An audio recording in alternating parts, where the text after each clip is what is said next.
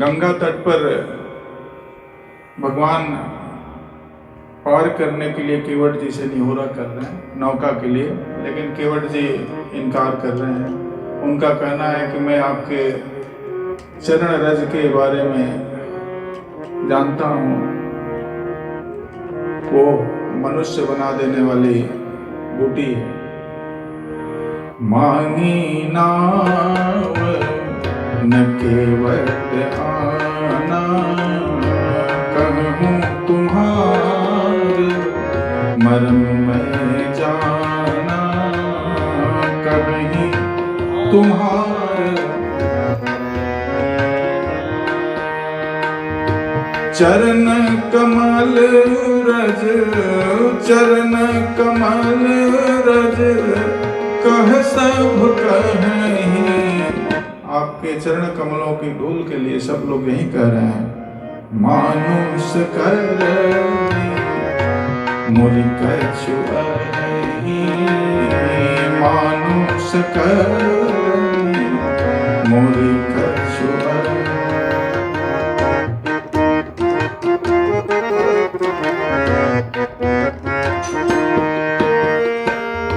छुअत शिला भई, छुअत शिला भई नारी सुहाई।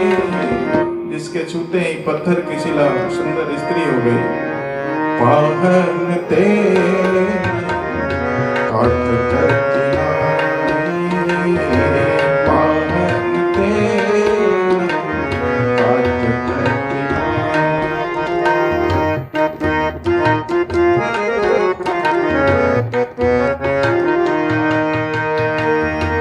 तरनी गुमुनी घर नी हो जाए, बाट पर नाव उठाई, बाट पर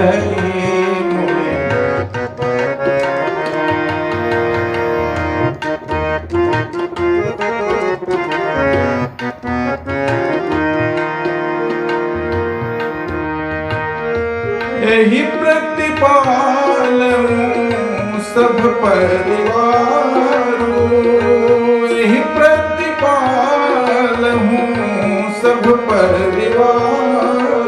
केवट जी कह रहे हैं कि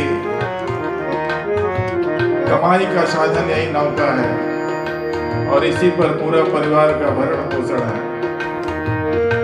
नहीं जाना हूँ कछु अवरु कबारू, नहीं जाना हूँ कछु अवरु कबारू। जो प्रभु पार, जो प्रभु पार अवश्य गाच। यदि अवश्य आप पार उतरना चाहते हैं तब मोहि पद पद पखारन, मोहि पद पद।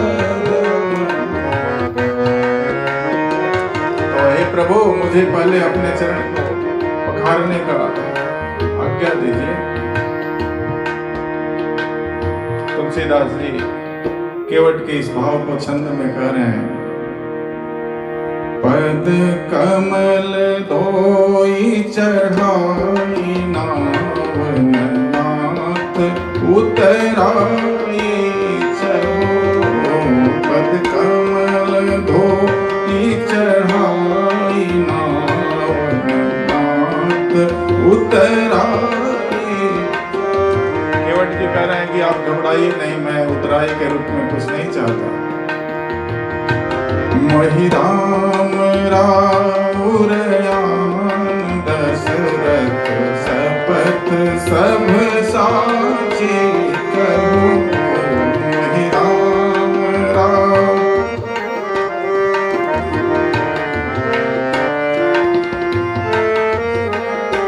हे राम जी, मैं आपकी दुहाई और दशरथ जी के सौगंध खा के कहता हूँ, बरु तीर मारहूँ लखनऊ पे जब लगी न पाऊँ पखार। लक्ष्मण जी गुस्सा हो रहा रहे थे तो बोले कि जरा लक्ष्मण जी को समझा दीजिए, चाहे तो वो तीर मार ले, लेकिन बरु तीर मारहूं लखनऊ पे, जब लगी न पाय पखारी हूँ, तब लगी न तुलसीदास नाथ, कृपाल पार उतार, तब लगी न तुलसीदास नाथ, कृपाल पार उतार, कृपाल पार उतार, कृपाल पार उतार। तब तक हे तुलसीदास के नाथ अर्थात राम जी, जब तक मैं पैर नहीं पखारूंगा तब तक नाव पर नहीं चढ़ाऊंगा। सुन केवट के बैन प्रेम लपेटे अटपटे, बिहसे करुणा चितई जान की लखन। केवट के प्रेम से लपेटे वचन को भगवान सुन के रामचंद्र जी जानकी और लक्ष्मण जी की तरफ देख के हंस रहे हैं। कृपा सिंधु बोले मुस्काई, सोई करो जे नावर न जाए। भगवान बोलते हैं केवट जी आप वही कीजिए जिससे आपकी नौका सुरक्षित रहे, लेकिन जो भी करना है जल्दी कीजिए। तुलसीदास जी कहते हैं एक बार जिस भगवान का नाम स्मरण करने से आदमी भवसागर पार कर जाता है, वही भगवान आज केवट से नदी पार करने के लिए निहोरा कर रहे हैं। जासु नाम सुमिरन एक बारा, उतरहि नर भव सिंधु अपारा, उतरहि नर भव सिंधु अपारा।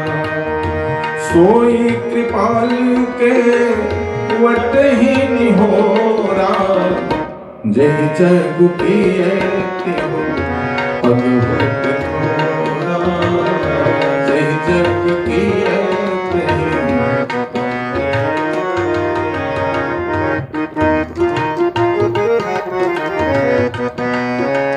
जगत को तीन पग से जो छोटा कर दिए थे, वही भगवान आज केवट जी से नदी पार करने का निहोरा कर रहे हैं।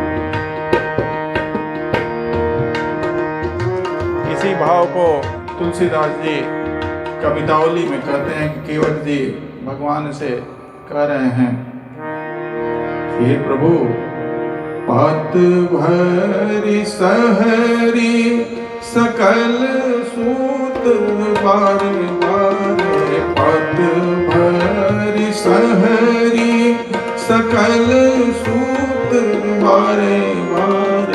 केवट की जाति कछु वेद पढ़ई, केवट की जाति कछु वेद पढ़ई। पात भर शहरी अर्थात मछली है और घर में बच्चे छोटे छोटे हैं, इसके अलावा और कोई संपदा नहीं है। सब परिवार मेरो यही लागी राजा जो, सब परिवार मेरो यही लागी राजा जो। दिन बीतहि न कैसे दूसरी गढ़ई, दिन बीतहि न कैसे दूसरी गढ़ई। सभी परिवार के सदस्य इसी पर निर्भर करते हैं। चूंकि मैं अत्यंत गरीब हूँ, तो अगर नौका चली जाएगी तो फिर दूसरी नौका मैं नहीं बना सकता हूँ। गौतम की घरनी जो तरनी करेगी मेरी, गौतम की घरनी जो तरनी करेगी मेरी, प्रभु सो निषाद हो के बाद ना बढ़ेगी हो, प्रभु सो निषाद हो के बाद। अगर मेरी नौका के साथ वही गौतम मुनि के पत्नी अहिल्या जैसा हो गया कुछ घटना, तो चूंकि मैं निषाद हूं अतः आपसे वाद विवाद भी नहीं कर सकता।